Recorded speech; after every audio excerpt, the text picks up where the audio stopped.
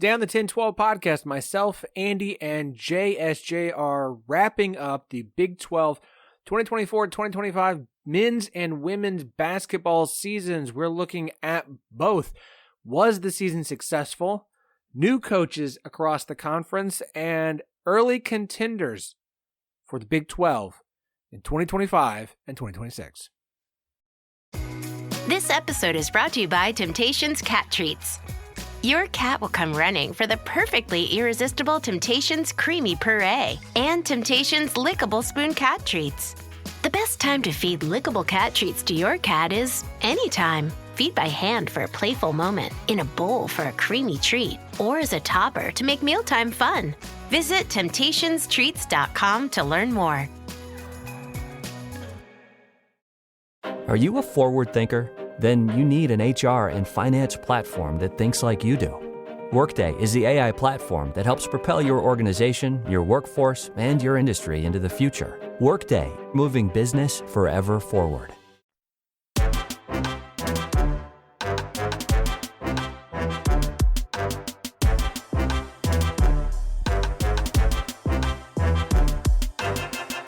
Welcome to the 10-12, the podcast that covers all 16 teams in the Big 12 Conference. We are the flagship show, the 10-12 Network. Find every podcast in the network at 1012network.com. Of course, we are partners with Sports Social, Europe's biggest sports podcast network. I'm your host, Phillip, and thank you for joining us for our Big 12 Hoops wrap-up. That's Big 12 men's and women's hoops wrap-up. Wherever you're listening today, please do us a favor. Leave us 5 stars and a review. It really, really does help the show out. If it's your first time listening, you've been a long-time listener, you're an iTunes listener, whatever platform you're on, if it just allows comments, just do us a favor. Leave us something positive. Leave us 5 stars. Leave us a subscription. It really helps the show out. It's a really easy, quick and easy thing for you to do. I know it sounds easy. I know it's more work than I'm implying because you actually have to do it, but I would greatly appreciate it. We would be a big fans of you doing so. If you're watching or listening on YouTube, like the video, subscribe, please do so. Share the show. You want to do that? You can just share the episode. Okay. That'd be great. Whatever you want to do to help the show out. I appreciate it. Know that I thank you, whoever you are out there in TV land. Joining me today to wrap this thing up, two of my favorite people. I mean, just two of my favorite people. And I'm going to say two because we give him a hard time a lot. We don't have big, long, fancy intro nicknames for him like we do some of our other guests. But he is the host of the Rock Chalk podcast. He bleeds blue. He is Andy Mitz. Good to be back. No, look, everyone needs that steady person who can take a bunch of criticism or whatever else it is, absorb all the stuff to make sure that the thing runs smoothly. So I'll gladly take all the flack from everybody so that you, Phillip, can run this ship. And of course, our, star in the making, JSJ, can get all the accolades and bring a bunch of people in. So in the making, she is already a star. At this point, it's just that star is rising. Okay, fine. There's no household name in the making. Sorry. No, again, they're still underselling it here, Andy. Okay, there are households across this nation who know who JSJ, Jamie Steyer-Johnson are. That's okay? fair. Okay. There are no two more prominent female Iowa State alums than Jamie Steyer-Johnson and Leah Nelson, who are on this show every single week. So, I mean, I don't, like that's the peak of the mountain, and the mountain just keeps growing taller and taller. Of course, she is JSJ, Jamie Steyer-Johnson, the voice of Iowa State women's basketball, the voice of multiple sports at, I'm going to say the wrong school, but I'm going to throw Drake out there.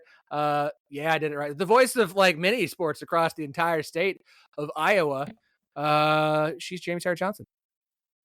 That's quite the intro, even for the usual standards. Which is hilarious because I actually started off by saying nice things about Andy and still found ways to like quadruple the level of intro for Jamie. Yeah, but look, it's also going to be the last time that we're going to be able to do this for a while because that's true.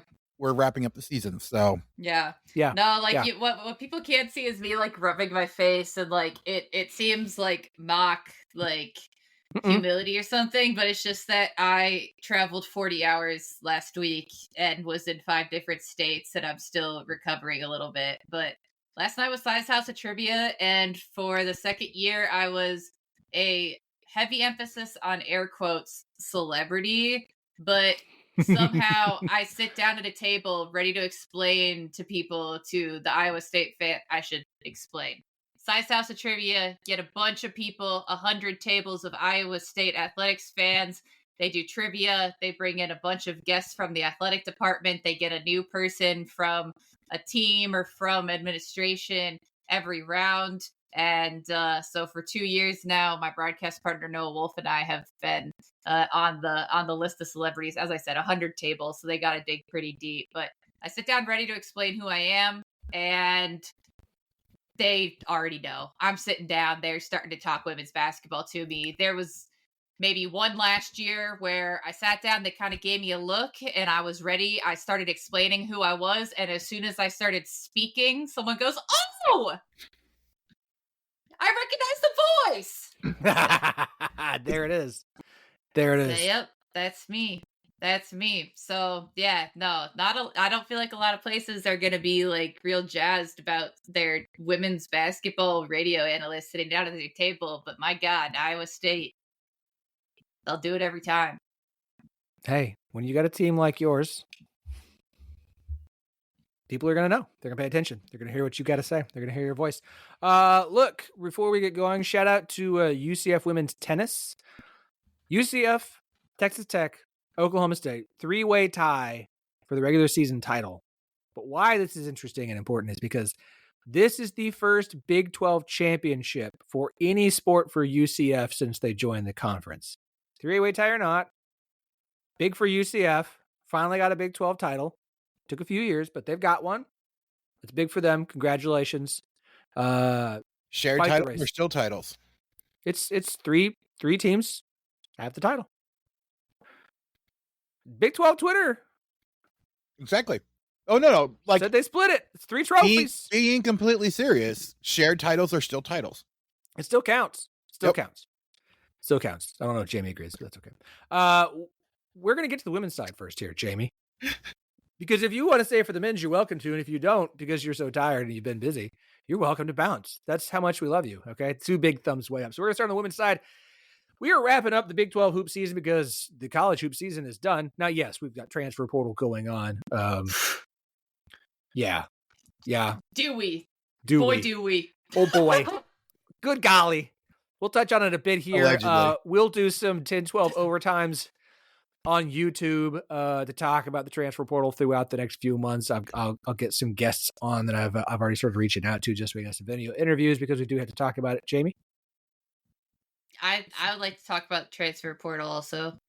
Okay, Jamie has just agreed to come on a 10-12 overtime to talk women's basketball transfer portal. Great. Now I have a men's and a women's one lined up. See how easy that was?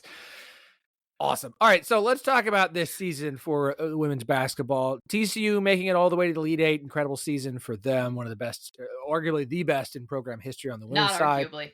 No, it is. Okay. Yes, by far. Not by a little, by a lot. You had Kansas State making it to the Sweet 16. Overall record for the Big 12 in this tournament, despite being gypped by the number of teams that got in, 8-7. That doesn't sound awesome to some, but guess what? That is an above 500 record.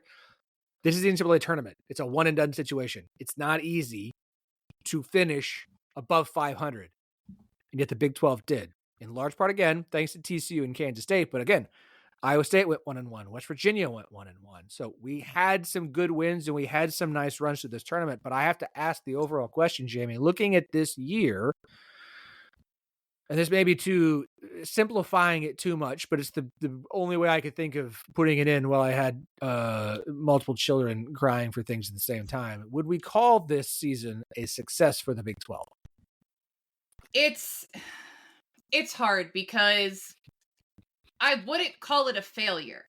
And so if this is a all or nothing answer, no, I don't think it has to be. I don't think it has to be. So that's the thing. It's not a failure. I would say that with the teams, with the history, with the programs, with the players in the Big 12, I think that the expectation, maybe not expectation, I think the goal should be to have a Final Four program.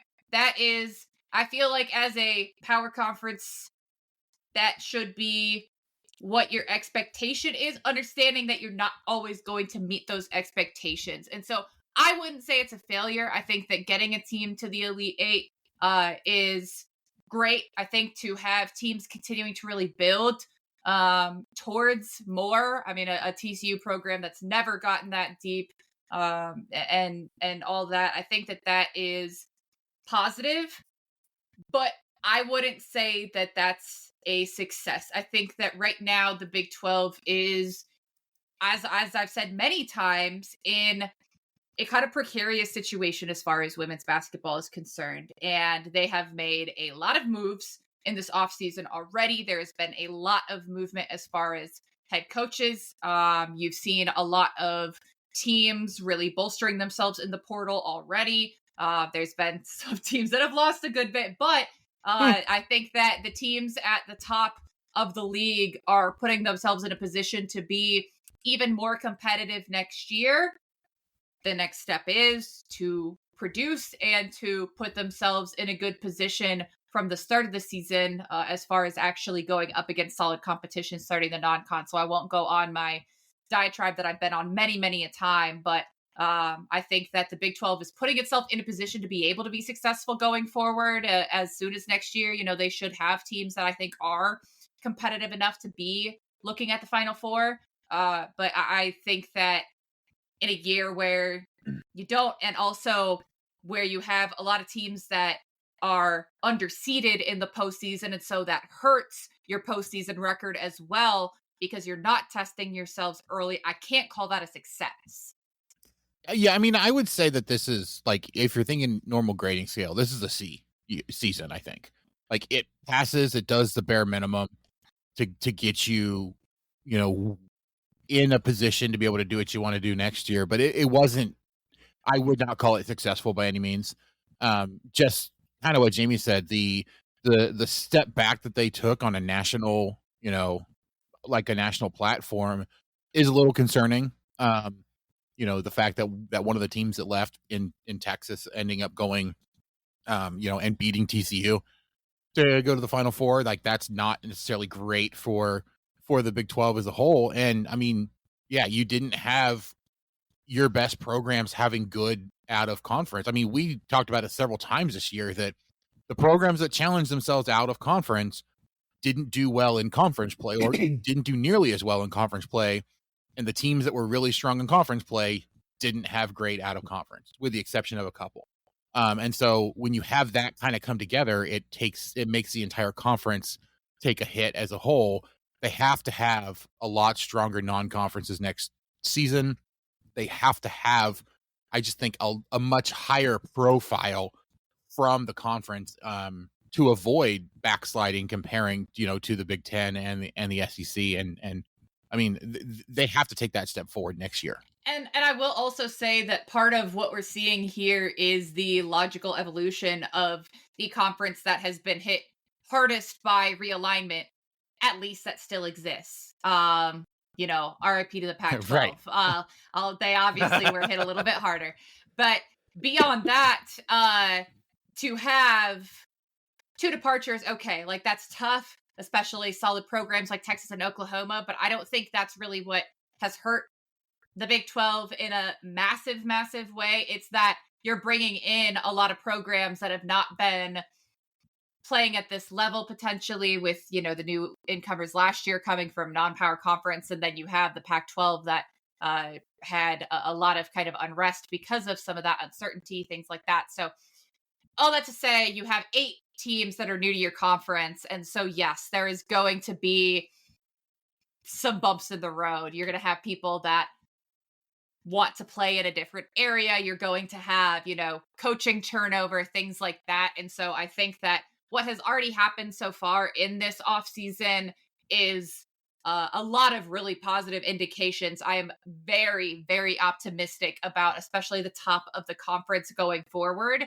And now it's about the rest of them shoring things up, but it's obviously hard to do that. The chips have to kind of fall at the top, and then it trickles down to the rest as far as those off-season moves go with coaches and with players and things like that. But I have a lot of hope for what the Big 12 can put together going forward, but they've just got to do it. Yeah, we'll talk about the new coaches and kind of project next season here in a minute. I'll say this. On the one hand, it's disappointing because there were such high expectations for Kansas State. Obviously, you dealt with injury issues. Again, that kind of, I would say, limited what we hoped could finally be the breakthrough season for them, especially in the tournament. To still lose that Sweet 16 game when USC was down their best player by far, kind of disappointing. Iowa State were high expectations coming into the season. They didn't deliver on those. Some of your better teams we talked about, Utah, West Virginia, Oklahoma State, not doing themselves any favor with their non-conference schedules. We've talked about this ad nauseum. I think it's, on the one hand, some of the teams we had high hopes for disappointed. I think TCU, having the season they did, the run they did, and at least making it to the Elite Eight is good for the Big 12. I think you've established somebody who, we already know Kansas State's a consistently good program. We had some programs that kind of surprised. You've got a TCU program who we're going to talk about some more here in a minute, who has established themselves as, this is a team that could become a player on the national stage. They seem like they're committed to doing so, from a financial standpoint, at least, based off who they're getting out of the portal. I think this is a year where we can say it was a bit of a down year for the Big 12, but the Big 12 has been going through so much change. As you mentioned, 8 new teams over the last 2 years. Teams that themselves are going through a lot of changes, but looks like they're maybe trying to invest. Teams who hadn't cared or shown that they cared as much about women's basketball before they got here to the Big 12. So it's definitely a bit of a bump in the season. But I think there's a lot of potential if we've seen schools make good hires. We'll talk about here in just a second. We've said it all season. Schedule better. Schedule better in the non-conference so that you can be given more respect come conference. We're not saying you have to put USC or South Carolina or UConn on the schedule, but maybe just one of them. Who are your perennial top 25 programs? Can you get some games against those teams? You may have to schedule a home and home. God forbid you go on the road to a really good team. Oh, I can't imagine. Or even a decent team. Like, I can't imagine having to go on the road to Creighton. Oh, guess what? They'll come back to you. I can't imagine going on the road to Georgia Tech or Florida State. Guess what? They'll come back to you. Like, just do it. Just do it. And I get it with there's fewer non-conference games because you play more conference games, yada, yada, yada. We've said it all season. Just do it. 4 new coaches in the Big 12. We'll start with the newest one, of course, is Arizona, who made the hire of Becky Burke. I like this hire. There were a number of names that I was more excited about the potential of. With the information that I have available to me, by what has been told to me through DMs, by people who cover Arizona women's basketball, I like this hire based off of what I have heard. I mean, Becky Burke's making $675,000 next season. She has had success, though short-term at every stop she's had. She has had success at all these stops. She has turned programs around. She is younger. I love stealing the line from Tom Fornelli. It is a great hire. No idea if it'll work out. And that's how I feel about this one. Because in this case, roster's gone. There's one player left on the roster from this past season. It is a full tear down to the studs, build from just burn the whole thing to the ground and start over kind of situation. So it's going to take some time. And fortunately for them, not the only such situation in the conference. I'm just curious your thoughts, Jamie. In my opinion, look, this is definitely going to be, let's give it a couple of years. Let's see what Arizona is investing, on her way out. Adia Barnes on her way to SMU's made some comments about, what she did or didn't get at Arizona. She also made some comments about mid-major coaches, which was, wow, she's really winning over a lot of fans right now. By the way, you're at a school that's only a power conference school because it literally paid its way into a conference more than it was actually invited. But sure, whatever. Jamie, what are your thoughts on the Arizona hire and just kind of the situation there in Arizona at the moment? I mean, it's a tough situation, yeah. Obviously. To put it mildly, I think that It's hard with where we're at in college athletics. You have so much movement as far as conferences go. You have so much movement as far as players go. You have so much movement as far as rules, all of that. And so Adia Barnes has clearly been on a different page from the administration for a while. And so it just kind of seemed like a matter of time before she was out. It seemed like there was the immediate thought was that Arizona was going to be going after Lindy LaRoque from UNLV because there was a prior relationship with the athletic director and had hired her at UNLV. And so it was a shock to most people when that did not materialize. I was at the Final Four when this all broke. And so immediately I'm hearing confidently from people that know, yep, they're going to hire LaRoque. And so that was a really big shock. And I think that was probably a little bit of a surprise to the Arizona athletic department as well. So to go out to still get a really great coach, I think that right now you are looking for people who have had success. You're looking for people that are willing to adapt.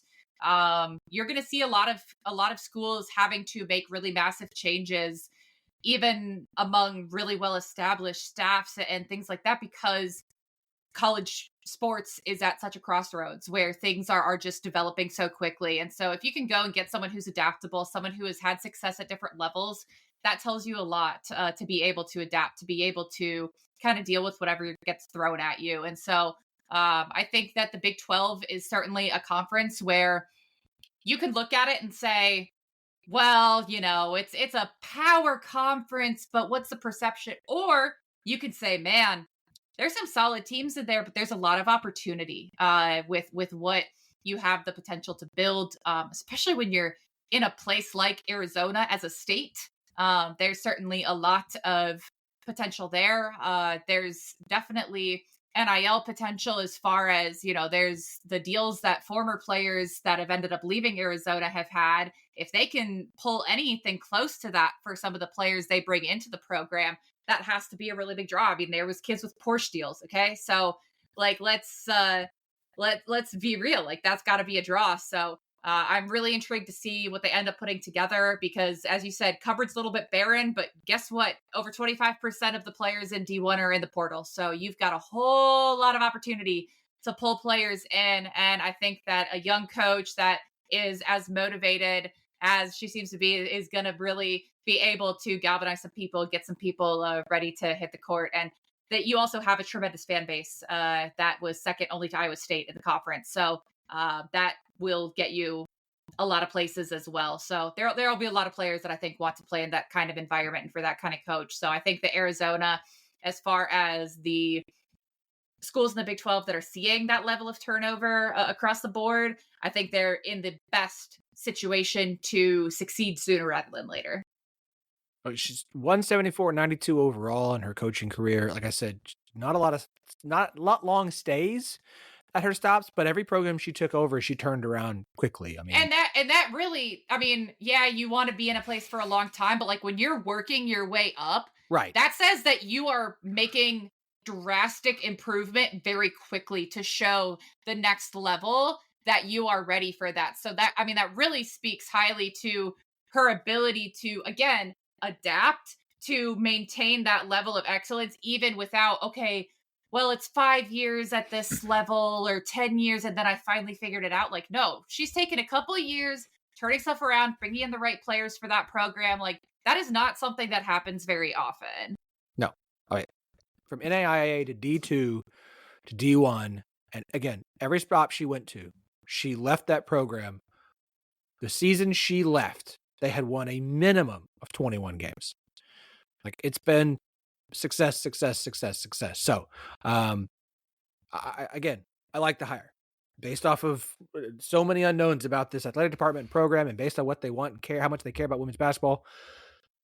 This is, I think, a good hire. BYU took longer than we thought, but finally did the thing we all thought they were going to do and named Lee Cummer the new head coach at BYU. Jamie, we haven't been together since that became official. What are your thoughts there? Empower. Claire is practicing her breathing for her upcoming yoga retreat in Bali. Has she ever done yoga before? No. But Claire worked with Empower on her savings and investment strategy. She got good at money, so she can be a little bad. Empower. Invest well, live a little. Join our 19 million customers today at empower.com. Past performance is not indicative of future returns. Investing involves risks. You may lose money. Advisory services are provided for a fee by Empower Advisor Group, LLC, EAG, a registered investment advisor with the Securities and Exchange Commission. Om Namaste. Look, I don't really have much thought on the hire, except for the fact that it seems to be what a lot of the players were hoping for, because Delaney Gibb is returning and Kaylee Woolston withdrew her name from the portal. So if that is what I'm seeing, that is a massive win for BYU, because those are two tremendous players. And I mean, those are the kind of players you can absolutely build a program around. So you have someone who's familiar with the community, someone who's been there for a while as an assistant. And so you don't really have a whole lot of those growing pains, those adjustments, things like that. I think that he'll be able to just kind of step into a role that he's really well prepared for. And so I think that it makes it a little bit less of a difficult transition because of that already strong level of familiarity. You are not completely building a roster from scratch. And so that makes BYU a really unique situation right now. Yeah, I think a lot of people underestimate just how difficult it is for an entire roster to turn over, especially after you have, like, there's a lot of people that are like, oh, yeah, brand new coach, he gets to bring in his players, and sure, he has to like build out of the portal, or she has to build out of the portal. And there's some growing pains, but you can get who you want. It's like, no, you are much better off having players who have been there, who don't have to acclimate to a new coach and a new location, and using that to build a program, or at least to set the foundation for a program. That's why one of the first things, you see it in football, you see it in men's basketball, and it's really true for pretty much every sport. You want to retain as many of the players that you already had there as possible, because then you can fill holes instead of trying to rebuild an entire roster. Now look, that's no guarantee it's going to be long-term success, but it does give you some hope that at least at the gate, if this is going to be a successful hire, they won't have to be some like Arizona situation where it's a complete teardown. You've got to start from, literally one player left at the moment, assuming they don't also transfer If it's out. going to be long-term success, you make it happen a whole lot faster if you can keep players for any time. Assuming, of course, that they're actually worth keeping. Like, that has to be taken into account, but there's no indication that, all the players on BYU's roster are ones that they wouldn't have wanted. Well, and again, we're talking about Delaney Gibb. Right, exactly. One of the best freshmen in the country, and then you're talking about Kaylee Woolston withdrawing her name from the portal, won't be playing this coming year, but was one of the best freshmen in the league her freshman year, and is going to be coming back from Mission and a 22-year-old sophomore next year. So that's certainly something you can build around as well. Yeah. And the other thing is, when you have to build from scratch out of the portal, like, it also makes things very volatile. It's a tough sell. Well, and not just that, but then what happens next year? Because a lot of times you've gone after a bunch of players who are happy to go in the portal. Are they going to be happy with you for long term? You get a sophomore like, hey, we got this sophomore. We got 3 years with them. You might have one. And then you end up with a situation where you might be doing that every single year, almost rebuilding your team from scratch every single year, because you're having to try and find success immediately. It's too hard to recruit out of high school. And so then you're portaling every single year, and it creates volatility. I mean, we've seen it on the men's side, right? You get a coach who pulls a lot of players out of the portal in year one, has a lot of success, and then follows it up 2 straight years of, Kansas State fans know what I'm talking about. Arizona State landed Molly Miller. Loved the hire. It is my favorite hire of the 4 of them. It's the best hire of the 4 of them. It's the one that looks like it'll have the most success out of the 4 of them. No idea if it'll work out. but between that and Utah going and pulling Matthew Mitchell out of retirement, a guy who had a lot of success when he was in Kentucky. We've talked a bit about both of these hires, Jamie. But what are your thoughts on the situations currently at Arizona State and Houston?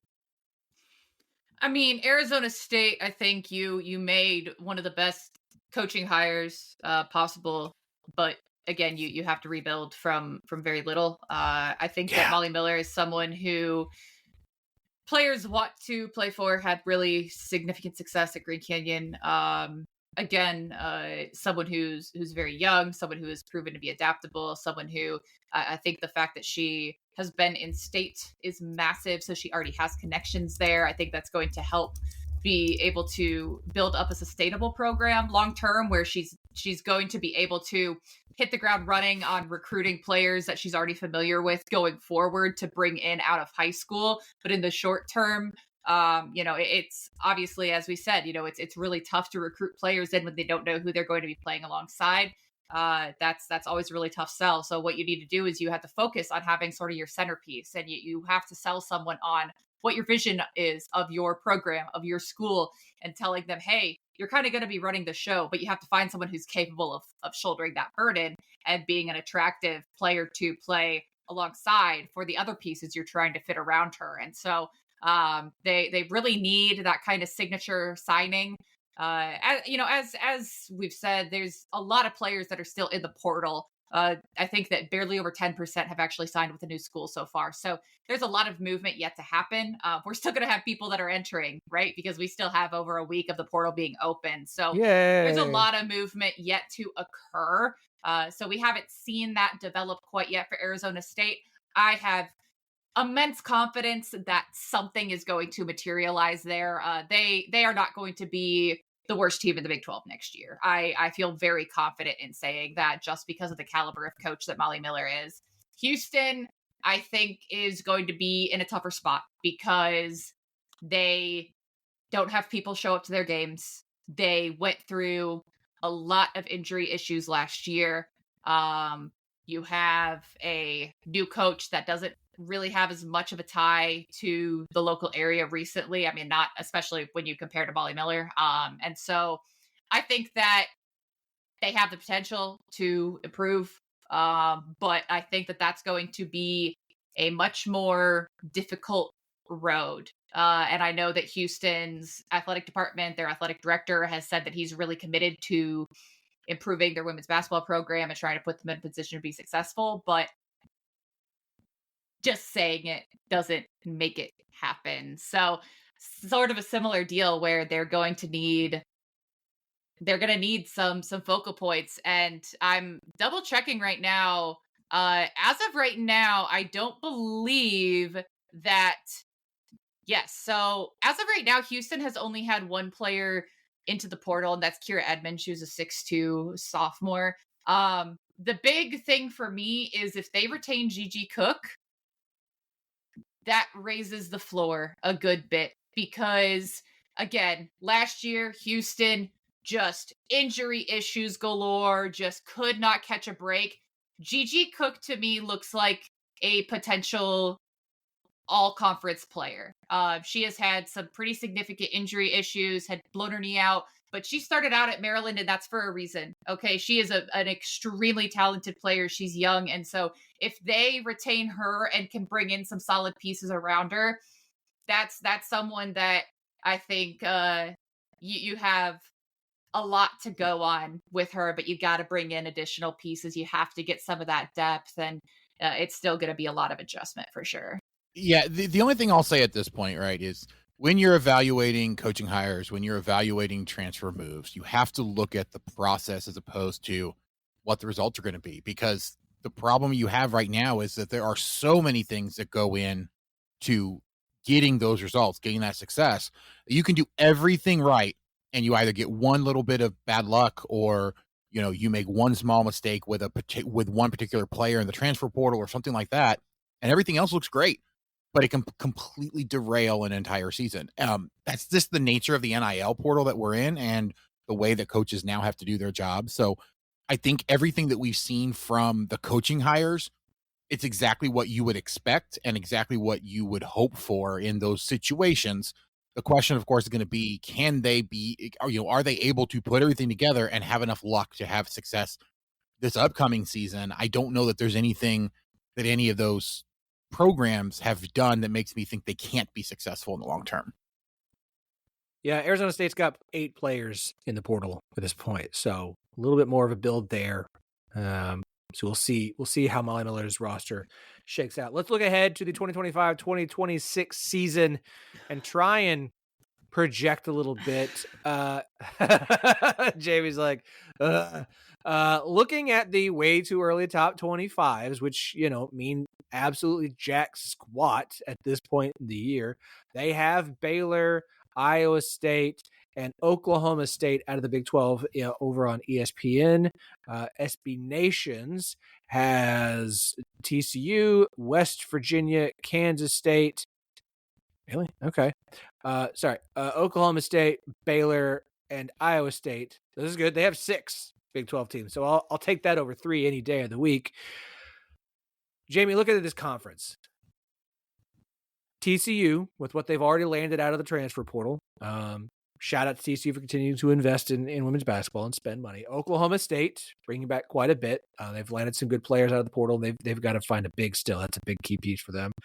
Iowa State with Audie Crooks and everyone else that they're getting back. And, of course, what they pulled out of the portal as well. Baylor, outside of those 4, do you feel like that's the top of the conference to start talking about? Does West Virginia and Kansas State need to be there as well? If you're projecting ahead, who do you feel like are the contenders for this conference next season? I'm putting the giant asterisk of like, yes, we know the portal's still open, y'all. Okay. Thank you. So as of right now, there's obviously, like you said, a lot of movement to go, but we're recording on Sunday and there's been a lot. April 13th. Sunday, April 13th. There's been a lot of news today for Big 12 teams, for Big 12 women's basketball teams as far as transfer portal goes.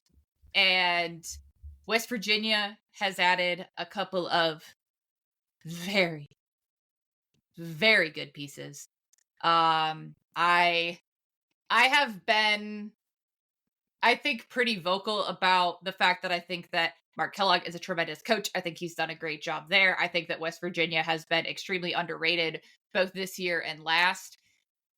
They lose a good bit, for sure, especially with JJ Quinterly being out of eligibility. She'll be drafted. I have no doubt about that. But what they've gone and gotten in the portal, I think they're going to fit really well into the system that Kellogg runs. They got Logan Johnson, who was at Texas Tech. So one of your classic, we love interconference transfers. We love interconference transfers. We do. They got Mimi Wheeler, who I and many people thought was going to follow her coach to Auburn. And in fact, had it out, she committed and shortly after said she was decommitting, ended up at West Virginia. Not sure how all that works. Not my problem. But she is going to be a really great interior player for them. Someone that can play a little bit of the stretch. Maybe the 4 alongside Jordan Thomas, who we know I am a huge fan of. And I mean, they've added some other pieces as well, but I really like what West Virginia has added. So I think that K-State, there's too many question marks right now. They have very little coming back. They've had a bunch of people jump into the portal and they were already really old. So Kansas State could be there, but there's not enough information to go on. The other 4 that you mentioned, I think, are probably the bigger contenders. And then you have just some question marks as far as what some of the new coaches are going to bring in. And then you have the teams that are returning some, but didn't quite put it all together last year. So you're talking about BYU, you're talking about Utah's going to be a lot up in the air, especially with Gianna Neepkins gone. But BYU is one that could be a sneaky contender if they add a couple people out of the portal because of the caliber of player Delaney Gibb is and what they have had there. I think that they could put themselves probably not in the conversation to win the conference, but definitely to be having an influence on it for sure. But otherwise, it's probably down to the ones that you mentioned. You also have some other teams that, of course, being a Kansas guy, I'll mention them, but you have other teams that have freshman classes coming in that, are very highly rated, that have an opportunity. But in the era that we're in, obviously, it's a lot harder to rely on newcomers to, vault you up. But that's also where the surprise is going to come from somebody who has. Yeah, I would say that Kansas is kind of right on the same level as BYU, where you have some really terrific pieces there already. Course potential to compete if everything falls right for them. We'll see if that happens. But I think there'll be one team very similar to what we talked about in football, or what we talked about in men's basketball. There can be one team that comes out of that group that at the end of the year is competitive and is fighting for a conference title. The problem is you have no idea who it is, because it's going to require multiple players to overperform what you can reasonably expect from them at this point. It was Oklahoma State this year. No one had 100%. Expectations for them. And they're bringing back a heck of a lot. So they're gonna be a big surprise next year.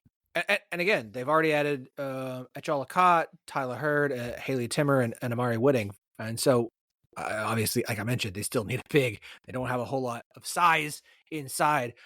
But with what they do return, if Hoyt can find herself a talented big, especially one that can block shots. I'll tell you what, Akot's going to do a good bit of that, but but if they can find themselves a big, you take that, you get what Baylor brings back in Dariana Little-Page Buggs and Bella Fauntleroy. They got Talia Scott from Auburn. They just announced that they signed Yu-Ting Deng from Auburn as well, who is a knockdown shooter. My God. Wow. That's one of the ones that I was seeing that came out today. That is massive. So you get all of that, everything Iowa State. I feel like we are going into next year with a deeper contender list than we did this year. And I think that's the big thing for the Big 12. And where we go back to, and I'll end on this note again, y'all schedule some teams. Okay? Call Notre Dame. Call Richmond. Call Princeton. Call Ole Miss. Call Vanderbilt. Okay? Call these teams that are expected to be good. Call Ohio State, that should be solid programs next year, top 25 teams, and y'all get some games with them at home and homes if you have to. The Big 12 has a deep contender, I think a deeper list of contenders. It will not matter nationally from a perception standpoint if they do not do some damage on the national stage. It has to happen. You need to, especially in women's even more so than men, you have got to get some better seeding tournament time. To do that, yes, you want a high net ranking, but that's going to come even more so by getting some games against better opponents in non-con and finding some ways to get some wins. So just frickin' do it so we don't have to say it again next year. Because if I swear come fall of this year, and we're sitting here and we have to go, hey, guess what? The Big 12 did themselves no favors in non-con again. We're just going to be like, Jamie, I love you. We're not talking women's basketball because they apparently don't seem to care enough to do us any favors. Yeah, I mean, we see it the way that the net rankings work.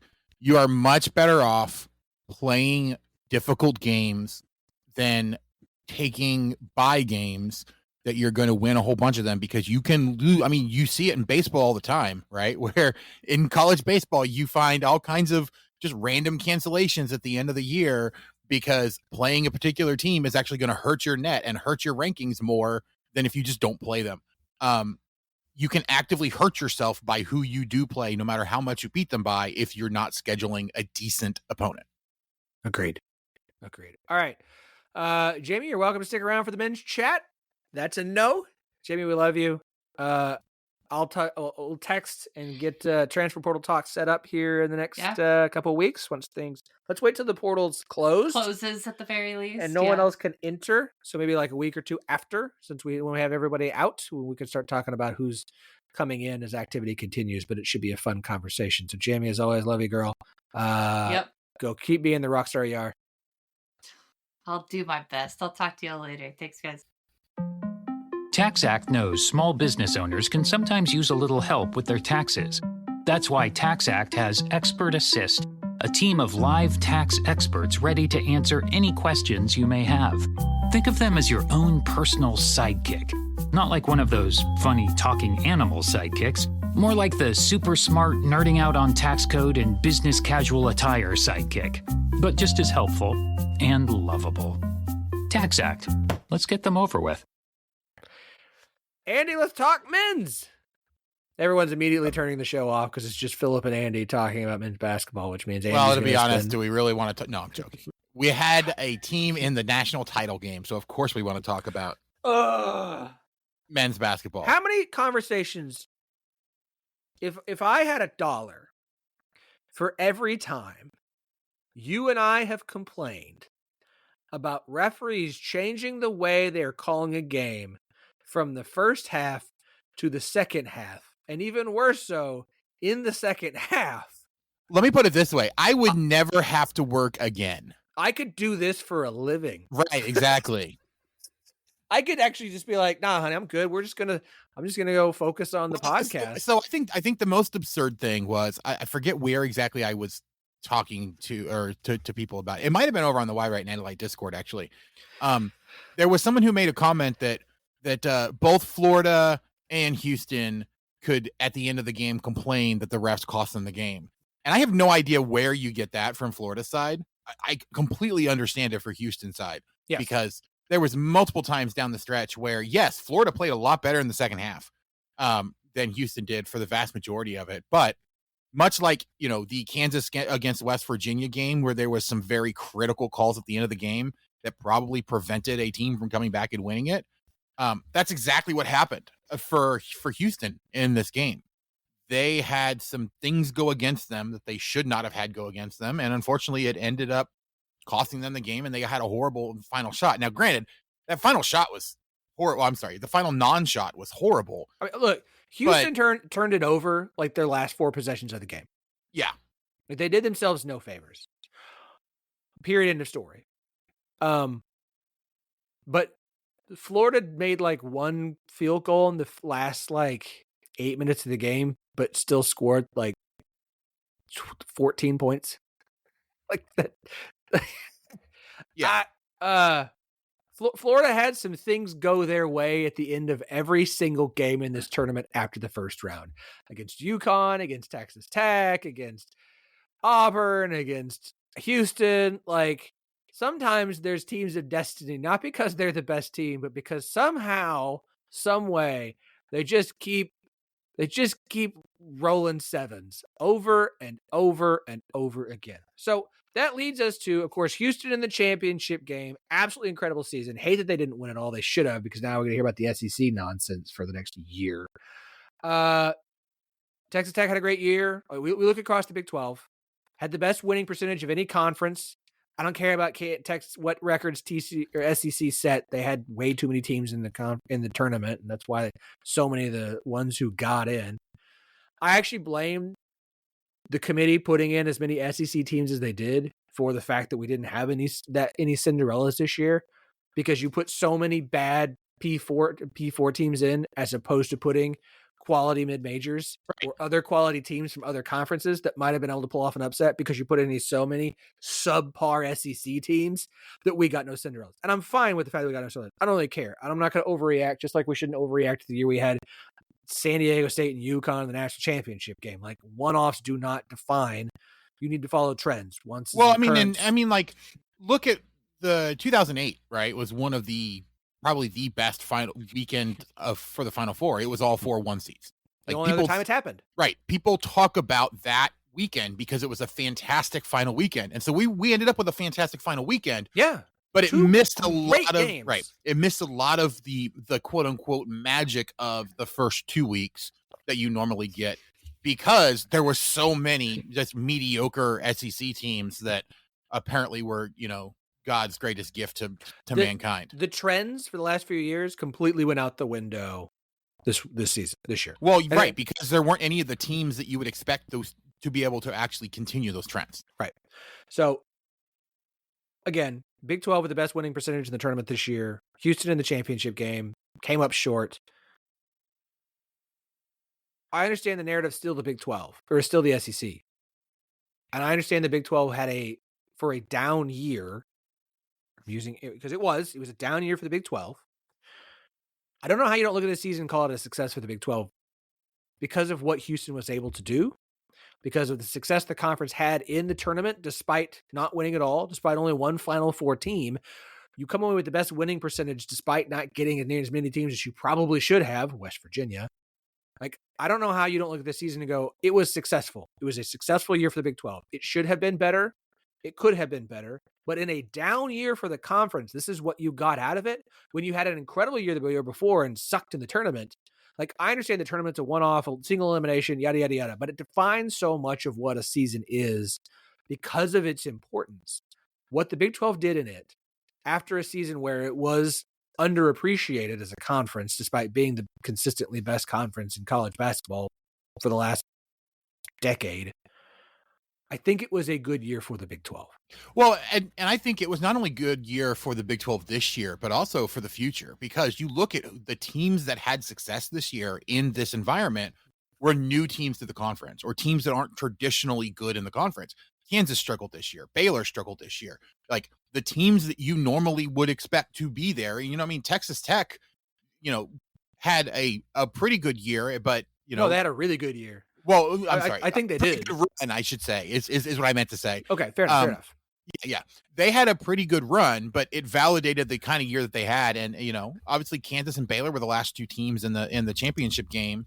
But Texas Tech was right there previously, and they had an opportunity in this one to get themselves back to a Final Four. So, like, this was a fantastic year for the Big 12, and you didn't have the normal teams. Like, normally that was the biggest, the biggest criticism of the Big 12 was, oh, well, only Kansas can make the Final Four. Well, now we've had in the last, 5 years, we've had, or I guess 5 tournaments, we've had 4 different Big 12 schools make it to the championship game, and 2 of them have won it. Like, that is just fantastic for this conference. The Big 10 is still looking for a national a national title to come to them, for, because I don't even remember what the tally is, but for the longest time it was like, oh, the Big 10 cannot win a national title at all. That it continues at this point. So this is like the Big 10 had a great first and second round, but I don't think that they got nearly as much, down the stretch as you would have expected. The fact that the Big 12 had so many teams make it to the second weekend, and put themselves in a good position to make the Final Four was just fantastic for them. And the last one was Michigan State in 2001? I believe so. Yeah. So it's been over 2 decades. 2000. It was 2000. Michigan State in 2000 was the last Big Ten national championship. It's been 25 years since the Big Ten won a national title. And but it's not, somehow they're the second best conference now.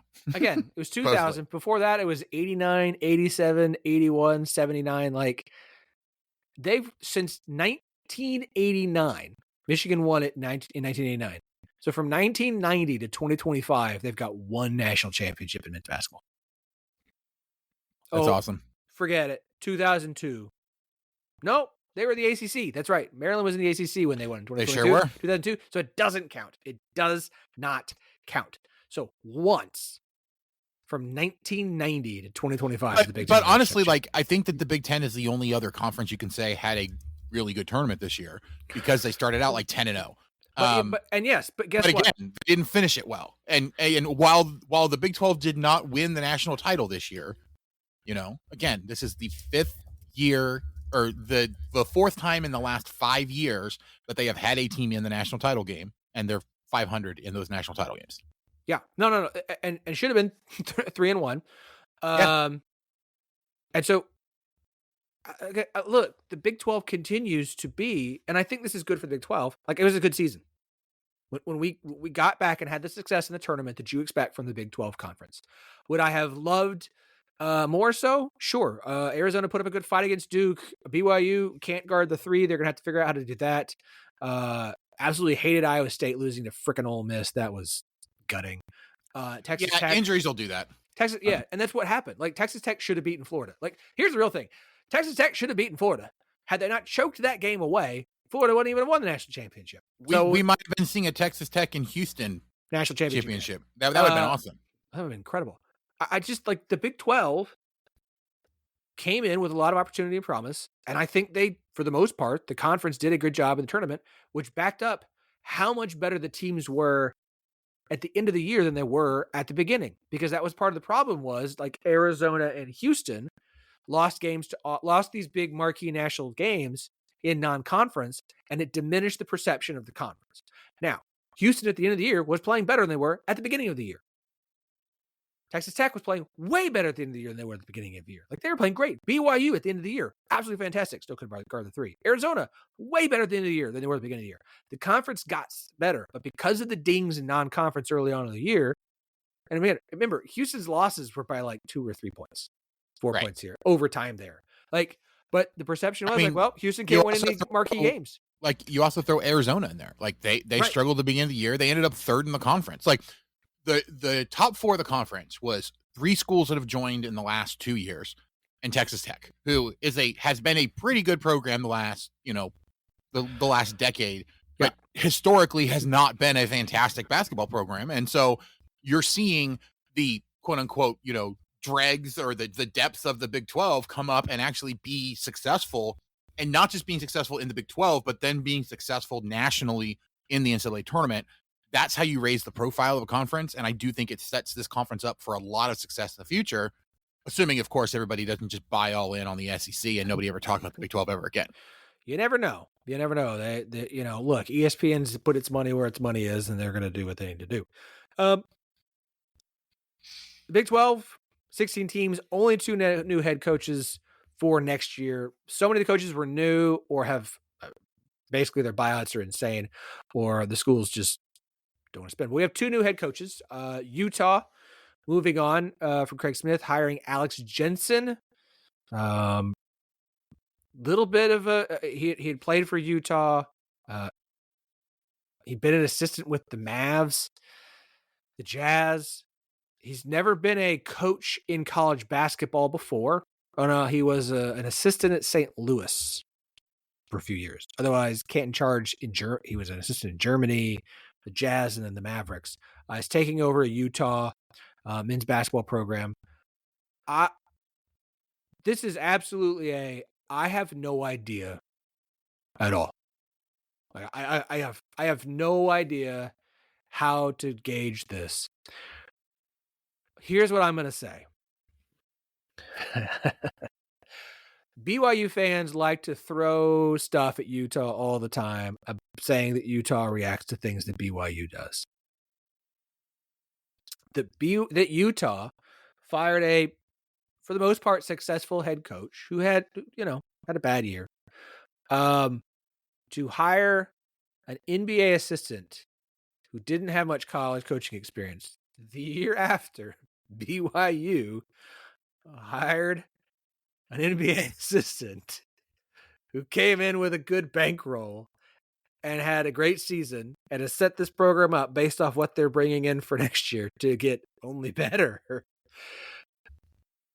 The BYU might have Utah here of like, they're just doing what we did because it worked for us, and now they got to do it. It's fantastic. But look, Utah did not do the thing that, you would normally expect, because normally when you beat, Kansas at home for the first time you've ever faced them in conference, that normally buys your coach some goodwill. Like it happened with UCF's Johnny Dawkins. Like, someone that we were talking about pre-show, it's like, I'm not really sure why they still have, like Johnny.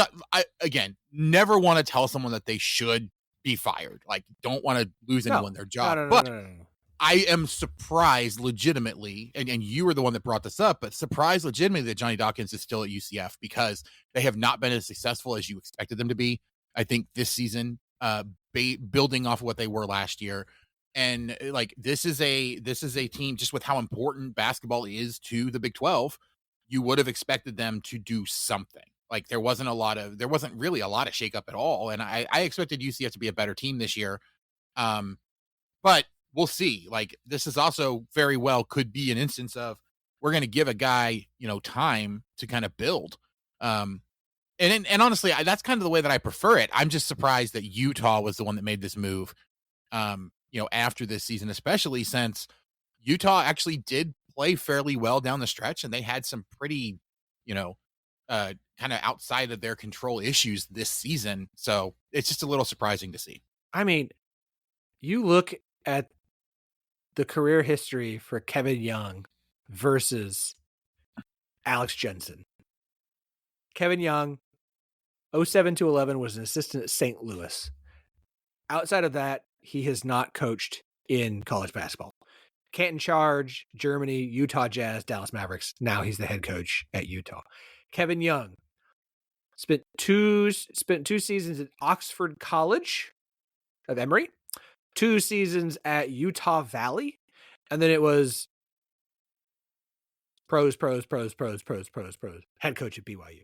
I mean, look, that was a weird transition. We copied my home. No, I know, but no, we talked about this last year, right? Like, you cannot blame anybody in college basketball for having no idea who Kevin Young was last year, and this is even worse. Like, this is like who the heck is Alex Jensen, and why is he now the head coach at Utah? Maybe they, have found something, again, thanks to, BYU kind of tipping them in that direction to start looking there. But maybe they have found something that will also be as successful as Kevin Young was or has been so far for BYU. But maybe this is, you normally do not talk about, right, head coach or finding really good head coaches in the other league, whether you're in the NBA or you're in college, because they're completely different games. They require you to do things a lot differently. That being said, someone who is a G League coach or someone who is an assistant coach on an NBA roster is in a much better position, player development wise, recruiting wise, to be able to take over a college program than I think going the other way, being a successful college coach going to the NBA. And so I think that's why we haven't really seen very many go the other way. But I do think this is going to probably be a trend. You're going to start seeing teams looking for guys in the NIL era, at least for the next few years, guys who have some, I guess, experience working with players that are going to be making a decent amount of money and managing a roster and managing, the financial side of it and those financial expectations in a way that most college coaches have not been. So I do think that a lot of the surprises coaching wise are going to be these types of guys who are used to that dynamic and can take advantage of that dynamic. The question, of course, is going to be, do they have the staying power to continue to be good college coaches when the rest of the college coaching profession catches up? We'll see. It's worked for BYU. We'll see what happens at Utah. The other one, of course, is West Virginia. For the 4th year in a row, West Virginia will have a new head coach. This is the baffling one, not because if I'm a West Virginia fan, and shout out to our West Virginia pod, the Raspy Boys kids. Oh, they've done a phenomenal job. I just have no idea how I would handle this if I was a Kansas fan or the fan of whatever school. Take the name of the school off of it. I would have no idea. I don't know how I would handle it. This is what was happening. 3 times in a row, because Oklahoma State had that, right? We did. You had the same thing. You brought in a head coach. We're very excited about him, and he had success. And then he bolted because someone was going to throw some Big Ten money his way. We've seen this kind of stuff happen. Have fun at Indiana, DeFries. That is a job I don't care. I wouldn't touch that job. Look, you're going to get paid, so I probably would. I'm lying. I would if Indiana was like, we're going to pay you to come $5 million a season to come be the head coach. You're like, look, you'll never live up to the expectations Indiana has for their program, but I'm going to make $5 million a year for a few years and then get fired. That's fine. I would absolutely take the job. I would not even think about buying a house. Let's put it that way. Nope. No, I will, but I'm not buying some $3 million home. I'm going to buy a nice little $500,000 4-bed, 3-bath, right? But you're not putting in deep roots there because at least not initially, because who knows? Indiana is another one of those programs who has had success historically, but has struggled recently with the way that college basketball has changed, that you don't know how much time they're actually going to give you. They're a lot like a Kentucky in that way, except they haven't been nearly as successful recently. The only hire I hate more is Ben McCollum going to Iowa. Why are you going to Iowa? Why are you going to Iowa men's basketball? Why would you do that? Why would that be the next step? No. Someone's got to subject themselves to that. No one does. I'm a little disappointed as Ben McCollum because I would have. God, he had so many other. No. Yeah. Oh. I had high hopes for him. I'll just put it that way. Okay. Unfortunately, I don't anymore. Ross Hodge, UNT, now the head coach at West Virginia. Hopefully he'll be around for more than 1 year. Just the head coach for 2 years. He took over for Grant McCasland, who is, of course, the head coach at Texas Tech. 46-24 in his 2 years there. Did not make the NCAA tournament, made the NIT both times. But look, I it makes sense from a higher standpoint. I mean, your athletic director was the AD at North Texas. He goes to his North Texas roots. The last hire from that direction. Look, it's a nice hire. I don't know that West Virginia fans are all that thrilled about it, but it's hard when you've gone through what they have gone through of 4 years, 4 head coaches, that unless you were swiping a sitting Power 4 head coach to be super excited. This is very much I don't know if this will work out or not. He had success for 2 years at UNT. He's got a relationship with Ren Baker, the athletic director, already. So we'll see. Well, I don't know a better way to explaining it than like we'll see. Like it's right. This is also one that you don't necessarily know if you want to be more excited about the head coaching hire, right? Because if you're super excited about the head coaching hire, with the history of what's happened to West Virginia, they have had horrible luck with their coach becoming an attractive candidate elsewhere. Well, this is your legendary head coach says horrible stuff on the radio again, and so has to be fired. Then you have an interim who, I mean, did the best he could as an interim. Then you get the guy that you're excited about, and he has a decent first season, and you get jobbed, and then he goes, bye, I'm leaving for Indiana. And there's a lot of conspiracy theories about stuff with his son and how it got shut down, and maybe he actually was scheming for something like this all along. I don't know if any of that's true. Fans are fans.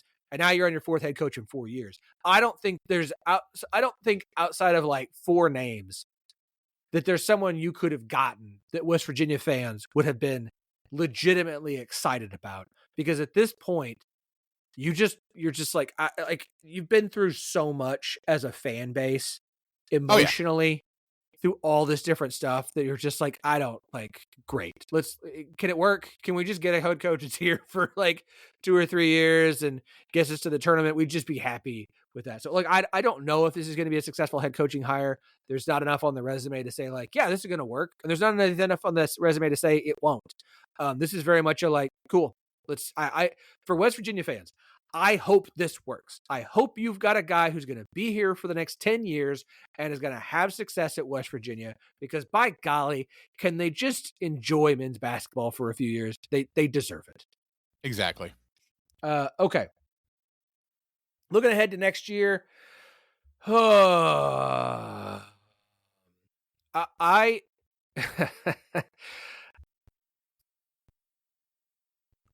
I know that a lot of the way too early top 25s have Houston sitting at number 1.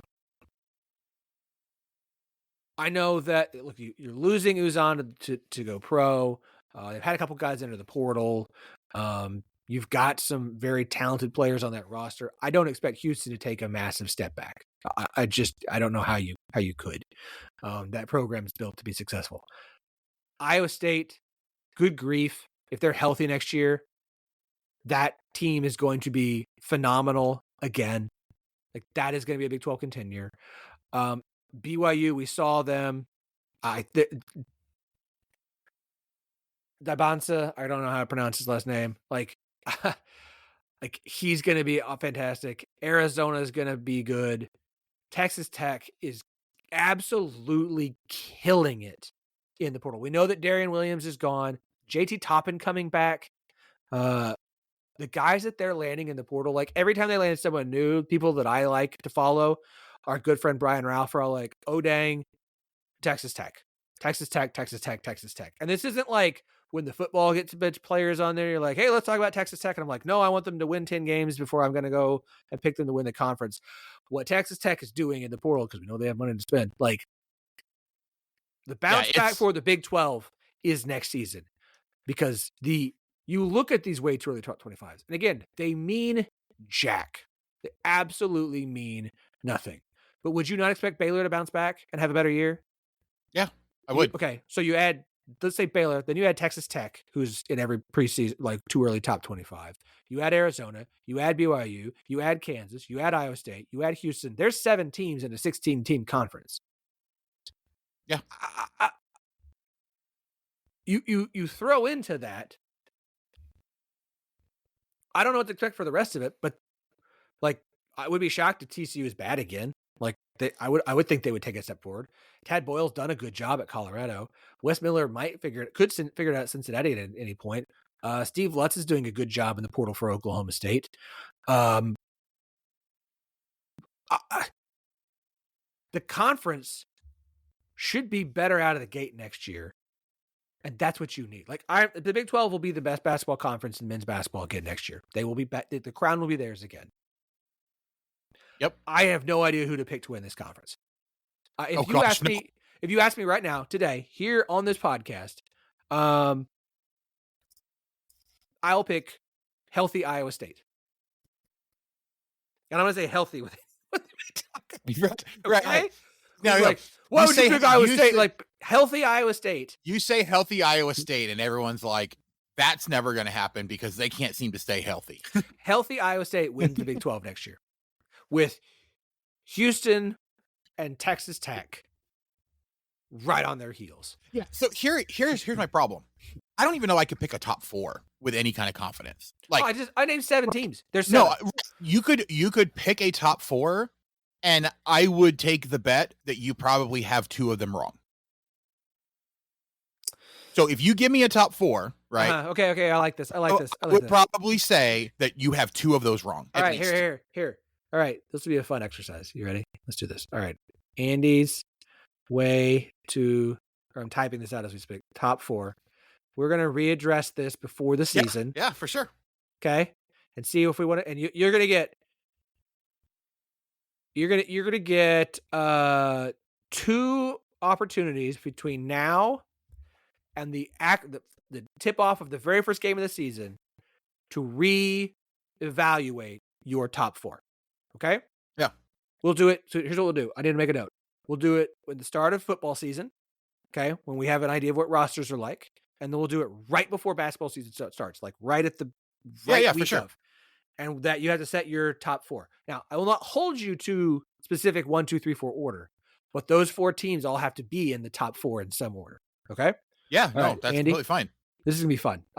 This is stupid stuff that we'll forget to do come August, but I'm gonna No, but the funny thing is, like, I would say if you or I, either one of us, if we were to give a top 4 right at this minute, I can guarantee, or I would be willing to, bet a large sum of money on the fact that we both would be wrong, unless, of course, we have the exact same top 4, and somehow we're both wrong, or we're both right. I bet we won't, because I bet there's one team you'll have that I won't. Well, yeah, I bet you won't have Kansas. See, the thing is, though, I'm not even sure I would have Kansas at this point, because Kansas is one of those teams that could easily make it into the top 4. You have the new number 1 recruit in Darren Peterson. If you look at the most recent rankings, apparently he's now the number 1 recruit over BYU's number 1 recruit. So Trey White and Jaden Dawson have been 2 nice transfer portal pickups. Yeah, so it's like Kansas has a lot of things coming in that could work out well. But as we saw the last 2 years, Kansas was the preseason number 1, and the transfers didn't work out the way they expected. That's where we're at this point. I don't think anybody has built up enough of a roster to say with absolute certainty they're going to be one of the top 4, especially when you look at what everyone else has. And so anyone who struggled last year, I can't point to them and say they brought in enough pieces that are absolutely 100% going to work. It's just not possible to do. And so, like, if I were to make my picks right now, I would probably say my top 4 would probably be Houston, Texas Tech, BYU, and I'd probably put Kansas at 4 just because I think that they're going to have everything come together. But I have not a lot of confidence that that's actually right. Like, I would not be shocked if Arizona, Iowa State, Baylor, I mean, I could probably think of another couple teams to throw in there, depending on who has good transfer portals. And so, like, I definitely like the idea of coming back to this a couple times, but there are tons of schools that are going to have good years. The question is just going to be who happens to hit stuff at the right time and who happens to get hot at the right time to be able to put themselves at the top of the conference. All right, so you've got Houston, Texas Tech, BYU, and Kansas. Yeah. Okay. I have the only difference between us, because I have Houston, Texas Tech, and BYU. At the moment, I have Iowa State instead of Kansas. That's fair. So we will readdress this top four come start of football season. So sometime in August, we'll talk about this again. And then right before the season starts, we'll break it down, and we'll spend we can spend a whole 30-minute episode on this, and I'll get Brian Ralph to come on, and he can discuss his, and we'll have a nice conversation to kick the season off. How about we do it end of November? Because that will give us an opportunity to actually look at the teams themselves before they start conference play. You want to do it once games start? See, I want to do it before games start. Well, I think I don't think there's going to be that much of a difference between August and No, we're going to do it. October. We're going to do it in August, and then we're going to do it right before the season starts. So no, right. But what I'm saying is August and October, I don't think there's going to be very much of a difference at all. Okay. But regardless, we can work out the details of this later about what makes the most sense.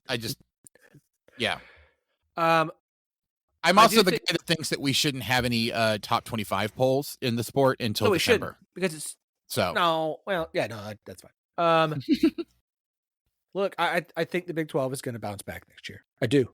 The biggest thing is going to be this: can the bottom of the conference bounce back? Because I feel like the top's going to be fine.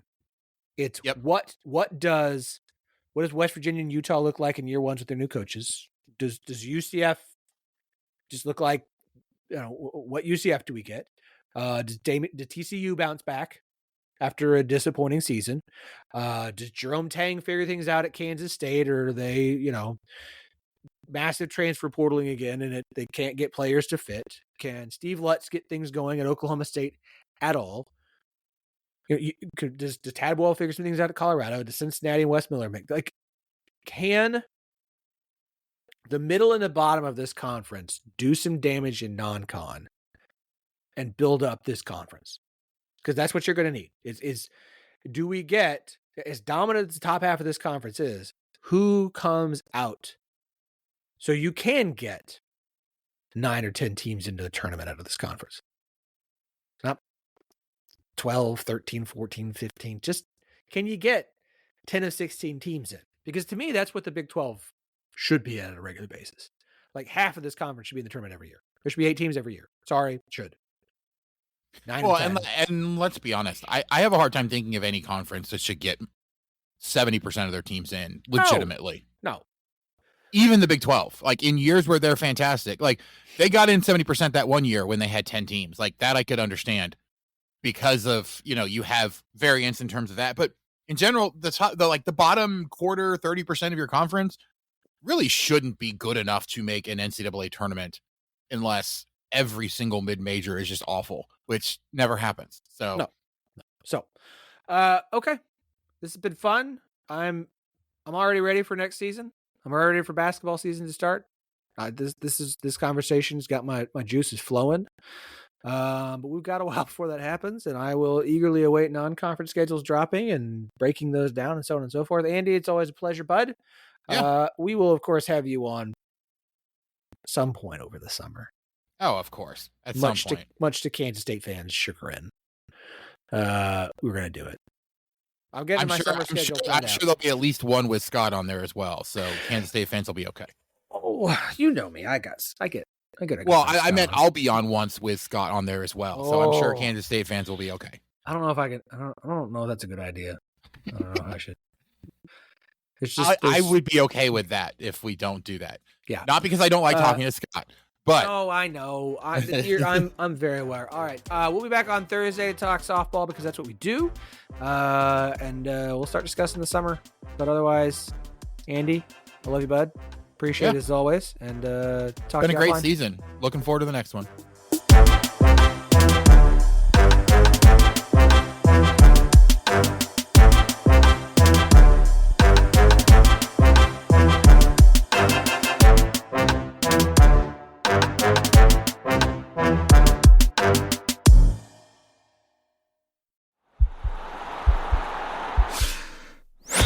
This podcast is part of the Sports Social Podcast Network.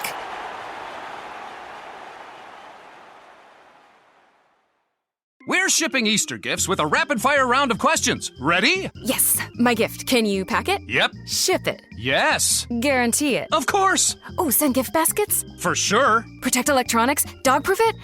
Return it if they hate it? Yes, no, and yeah. Are you the UPS store? Hey, we have a winner! Visit the upsstore.com/guarantee for full details. Most locations are independently owned. Product, services, prices, and hours of operation may vary. See Center for details. The UPS Store. Visit a store today.